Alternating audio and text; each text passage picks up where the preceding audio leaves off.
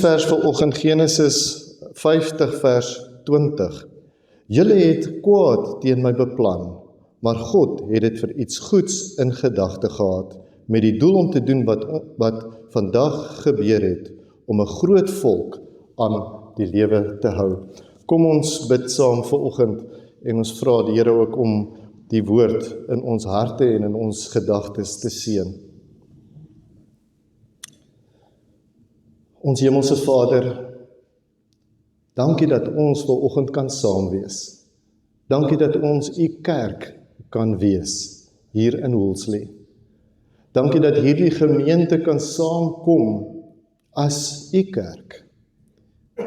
Here, u goedheid, u liefde en u oorvloedige barmhartigheid, u mercy in ons lewens, Here, is meer as die sterre wat ons kan tel.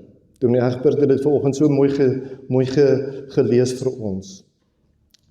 Here, as ons kyk na die sterre aan die hemel, as ons kyk na ons lewens elke dag, en ons dink mooi daaroor, dan weet ons, Vader, dis net u hand van genade en liefde.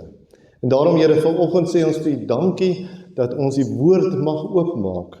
Dankie vir u woord. Here, dankie dat u woord lewendig is, dat dit vandag nog lewendig in mense se harte is. En daarom is my gebed, Here, vanoggend, as ons hierdie woord oopbreek, dat u dit sal oopbreek in ons harte. Here, dat ons gedagtes gevorm en gefokus sal word volgens u woord. Dankie, Here, dat ons lewens kan rig volgens u riglyne. Here, help ons as ons vanoggend hier uitstap om bemoedig te wees en met hoop ook hierdie nuwe week te kan aanpak. Ons dankie nou, Heilige Gees, vir u teenwoordigheid hier in Jesus naam. Amen. Skepe. A ship in a harbor is safe, but that is not what ships are built for. Rolwerk vertaal kan ons sê, 'n skip is veilig in die hawe, maar dit is nie waarvoor skepe gebou is nie. Julle sal onthou, Joe Black het so 'n paar jaar terug 'n album uitgebring met die titel Skepe, daar ken jy daai liedjie. Dalk ken jy die storms in jou lewe. Die afgelope 4 jaar was vir die meeste mense 'n reis op rowwe see. Hoe het 2024 vir jou geëindig? Hoe het dit vir jou verloop?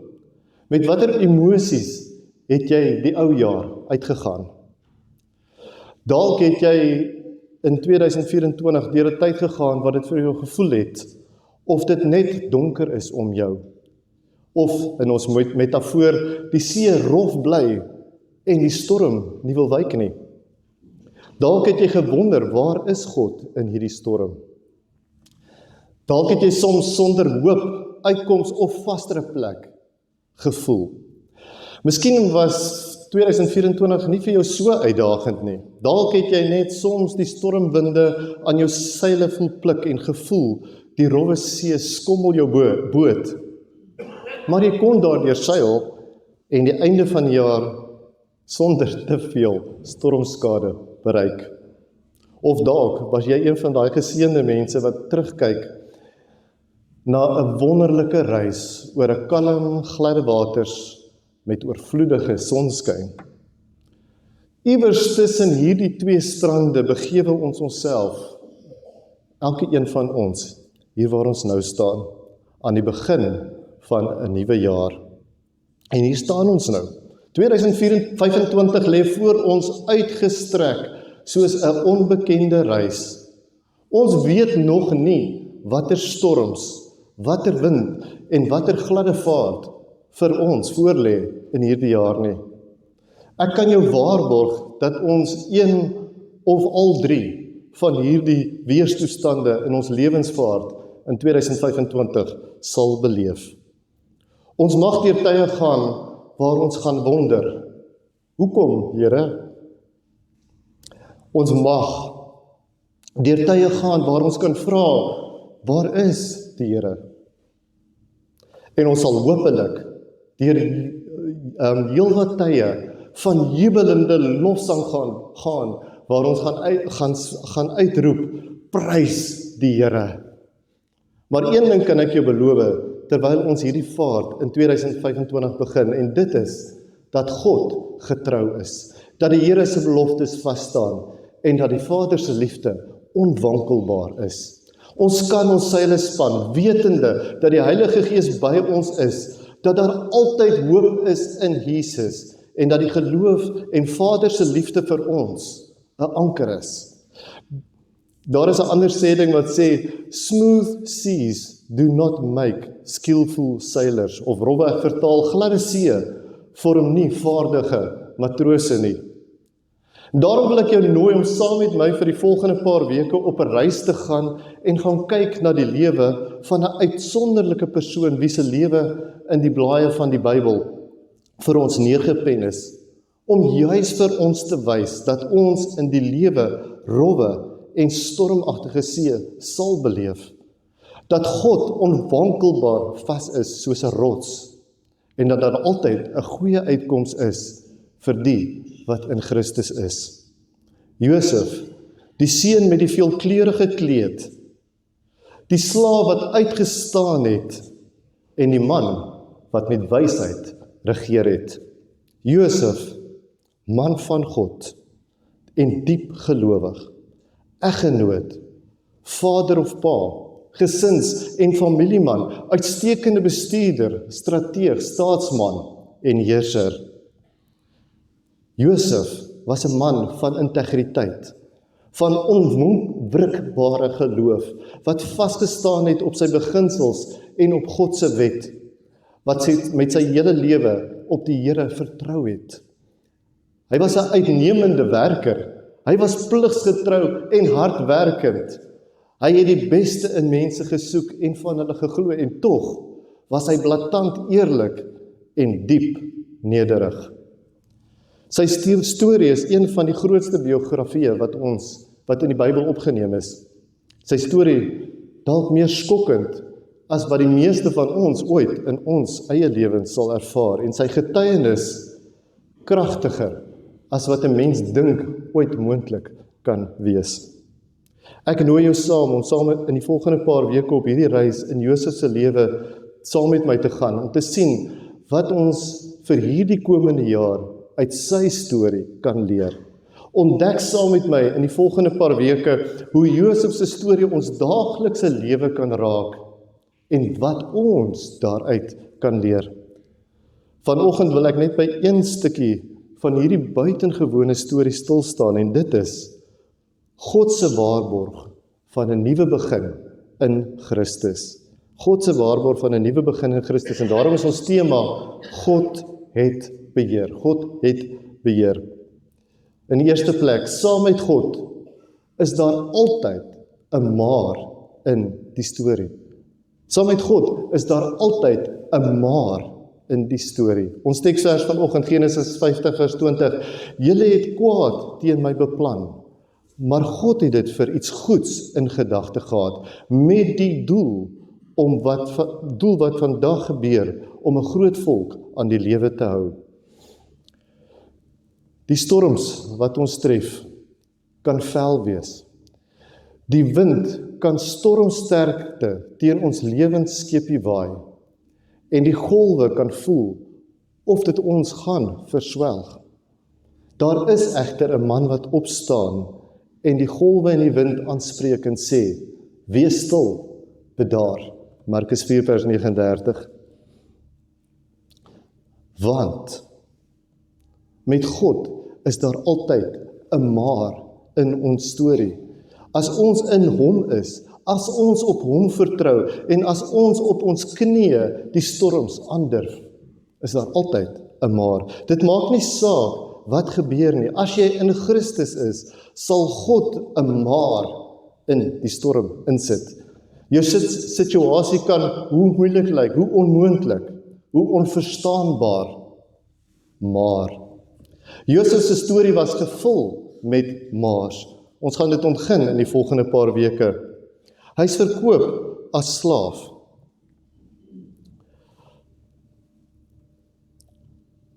Uit 'n put uit, en sy vader is die leuen gevoed dat hy dood is. Maar hy styg uit en word bevorder tot aan die bopunt. Onregverdig en vals beskuldig land hy in die tronk, en dit lyk of die storie wat hoopvol gelyk het, in 'n tragedie gaan eindig. Dit wil voorkom of ongeregtigheid die oorhand gekry het oor sy lewe. Maar God, en hy eindig as hoof en doener van hierdie tronk. 'n belofte word verbreek en dit lyk of die storie weer 'n hopelose nadraai gaan hê en Josef sy lewe in die tronk gaan sluit. Maar God en Josef word aangestel as die Farao se regterhand. Dit lyk of geregtigheid gaan seëvier en die broers uiteindelik die prys vir hul sondes gaan betaal. Maar God en 'n volk word gered wanneer God sy beloftes aan sy volk nakom en Josef as man van God vergewe en die groter prentjie en God se hand in hierdie storie raak sien.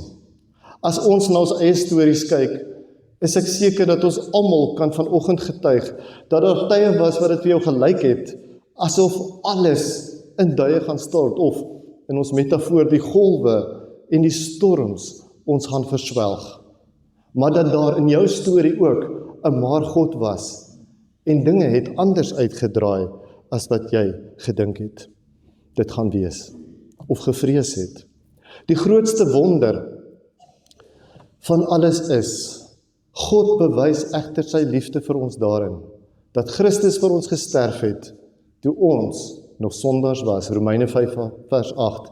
God bewys egter sy liefde. Ons kan dit ook vertaal met, maar God bewys sy liefde. Die Engelse vertalings almal begin hierdie versie met, but God, maar God bewys sy liefde vir ons daarin, dat Christus vir ons gesterf het, toe ons nog sondaars was. In die tweede plek, God laat altyd alles ten goeie meewerk. God laat alles altyd ten goeie meewerk. Romeine 8 vers 28 tot 30. Ons weet dat God alles ten goeie laat meewerk vir hulle wat hom liefhet, vir hulle wat volgens sy voorneme geroep is, want hy het hulle wat hy reeds tevore geken het, ook vooruit bestem, om gelykvormig te word aan die beeld van sy seun, sodat hy die eerstgeborene onder baie broers kan wees, en diegene wat hy vooruit bestem het, het hy ook geroep. En diegene wat hy geroep het, het hy ook vrygespreek. En diegene wat hy vrygespreek het, het hy ook verheerlik. God se maar in die lewe van sy kinders hou meer in as net om 'n situasie te stop. Dit is meer as om net te keer dat jy nie te gronde gaan of verswelg word nie. Nee, dit is 'n verandering ten goeie. God sal ons altyd 'n nuwe plek laat inneem. 'n beter plek as die plek waar ons was, wanneer ons hom met ons lewens vertrou. En bo dit alles, as 'n gelowige in Christus Jesus, groei ons in hom. Ons groei in ons geloof, ons groei in ons geestelike lewe, maar ook in ons lewe as 'n geheel. God gebruik die storms in ons lewe om ons te bring op die plek waar hy ons wil hê, om die mens te word wat hy jou geskape het om te wees, en in Christus herskape het, sodat jy dit kan word. Ons word vrygespreek, vers 30, nie net om die ewigheid saam met hom te wees nie, maar om die koninkryk van God te dien. Om saam met Christus verheerlik te word, soos ons groei om gelykvormig te word aan die beeld van Christus Jesus. 'n Mens kan mooi lyk en vol kommentaar wees op die kantlyn.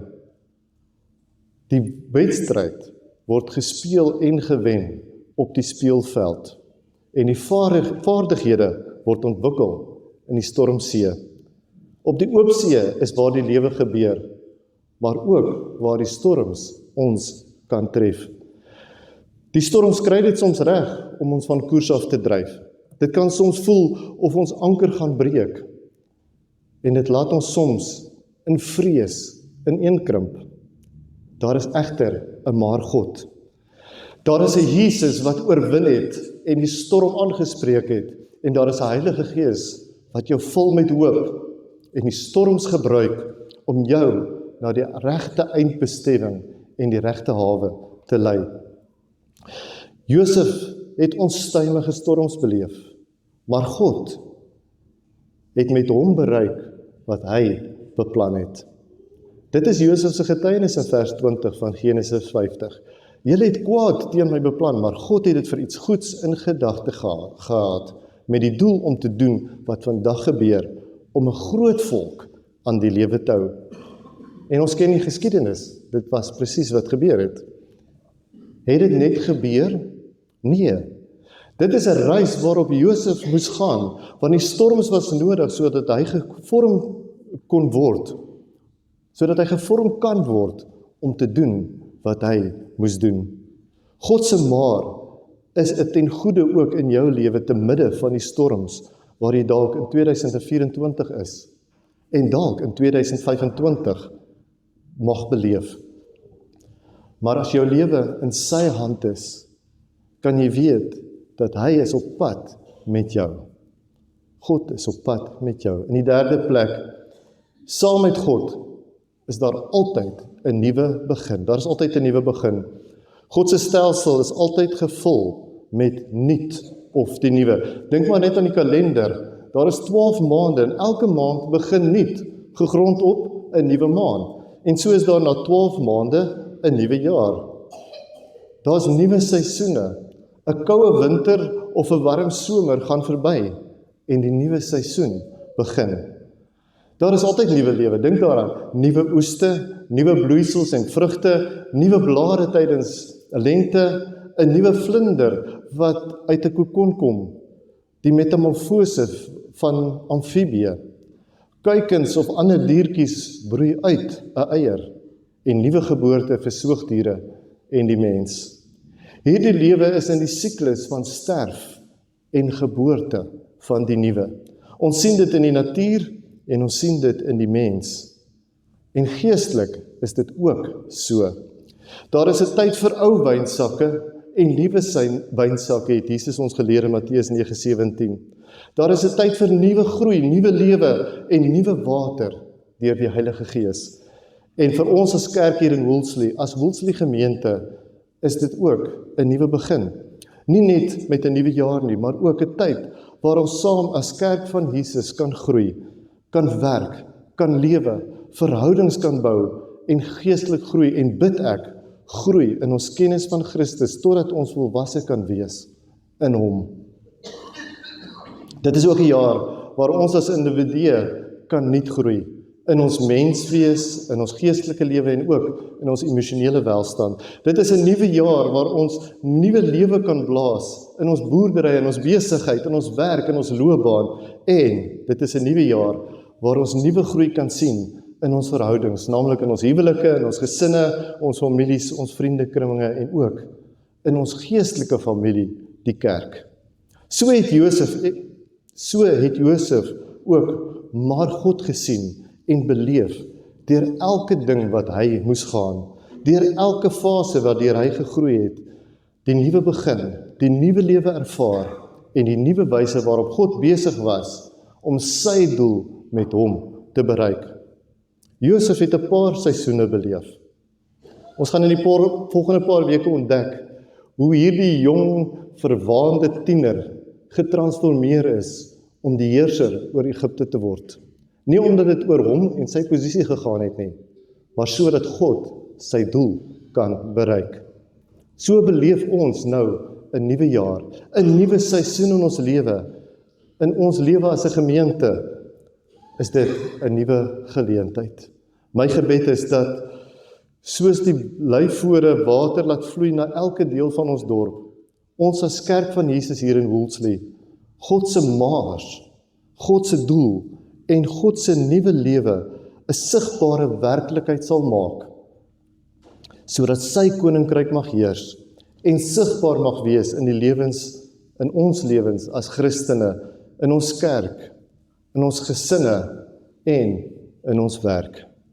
My gebed is dat 2025 vir jou en vir my 'n ongelooflike jaar mag wees, waarin ons kan hande vat in en deur die storms, die winde wat teen ons aanslaan, maar ook deur die kalm, gladde waters met sy oorvloedige sonskyn sal seil en God die Vader se naam sal verheerlik. God se koninkryk sal bou en in Jesus se oorwinning sal leef. So ons sal leef in hierdie oorwinning deur die Heilige Gees, die water, lewende water wat van hom afkom, en dat ons talle kere sal kan getuig. Maar God, want hy het die beheer. Amen. Vader, dankie dat ons in hierdie onstuimige lewe wat ons soms tref, en ook op die gladde waters, waardeur ons soms seil, van een ding kan seker wees, en dit is dat U het die beheer.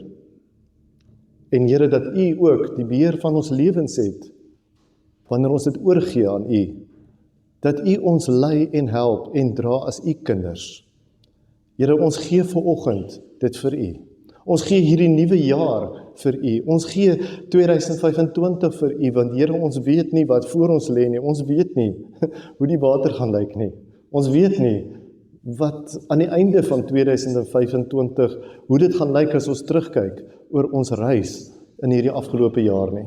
Maar Here, dankie dat ons net van een ding kan weet en seker is, en dit is U is in beheer. U het die beheer, en U het ons lewens veilig in U hand. Here, dankie dat ons die seile kan span in hierdie nuwe jaar in, en kan invaar met geloof, met hoop, en U liefde as ons anker. Ek bid nou, Here, dat U op ons gaan lei, elke dag, en in hierdie week wat voor lê. Here, wil U met elke een wees, as ons uitstap, Here, in 'n nuwe werksweek in, as ons uitstap, Here, met 'n week wat weer voor ons lê met nuwe uitdagings, as ons uitstap in hierdie week, en ons mag dalk 'n paar storms beleef. Here, my gebed is, dat U, Heilige Gees, ons sal bewus bly maak van U teenwoordigheid in elke plek waar ons is en in elke area van ons lewens. Ons bid, Here, vir elke een. Ons bid, Vader, vir ons kerkraad. Ons bid vir ons kinders, ons jeug. Ons bid, Here, vir elke gemeentelid. Here, ons bid vir Dominee Egbert, waar hy nou aangaan na die volgende deel van sy reis. En ons bid, Here, dat U op hom daar in Kuilsrivier oorvloedig sal seën met dit wat hy weer daar moet gaan opbou en uitbou. Here, wil U vir hom weer kragtig daar ook gebruik, en ons dankie, Vader, vir sy bydrae, elke maand, elke keer, elke kerkraadsvergadering, elke dag in mense se lewens, by die skole. Here, ons bid dat hierdie werk nou voortgesit sal word, omdat U getrou is, en ons dankie daarvoor in Jesus naam. Amen.